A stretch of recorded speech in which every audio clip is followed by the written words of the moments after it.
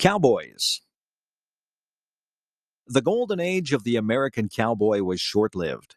It began in the 1860s with the great cattle drives from Texas north to Kansas. By 1890, when railroads had reached remote areas, there was no more need for large scale cattle drives. Of course, cowboys have a history before 1860.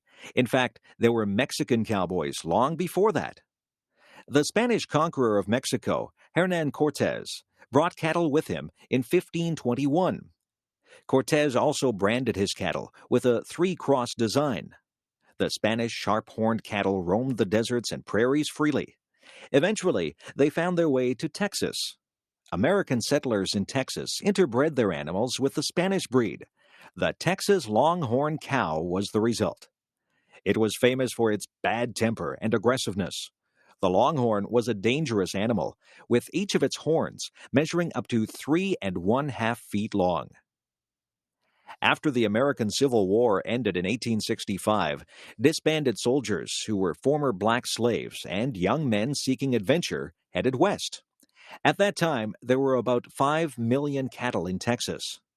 Back in the East, there was a big demand for beef. By this time, railways from the east extended as far west as Kansas. It was still more than 600 miles from South Texas to the railway. Between the two places, there were rivers to cross, Indian tribes, badlands, and other problems. A fur trader named Jesse Chisholm had driven his wagon north in 1865.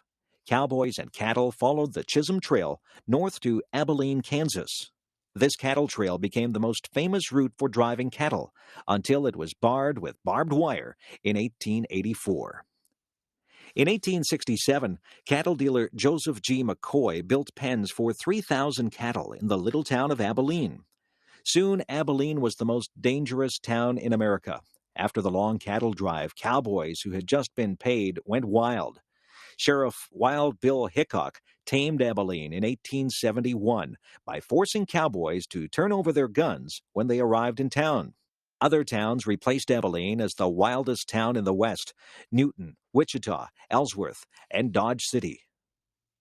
In Kansas, a herd of 3,000 Texas Longhorns might sell for $100,000, making the rancher rich. The cowboys might get $200 in wages, which often disappeared on drink, women, and gambling.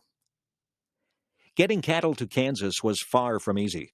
One of the biggest difficulties was getting the herd across rivers, especially when the river was high. There were no bridges. In 1871, 350 cowboys driving 60,000 cattle waited 2 weeks for the water level in the Red River to go down. Food for men and animals was also difficult to find at times. An early cattleman developed the chuck wagon, which were both a supply wagon and a portable kitchen. In the 1870s, there were probably 40,000 cowboys in the West. After the prairies were fenced in, there was less work.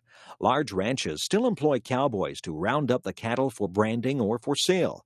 Even today, about 20,000 cowboys still work in North America.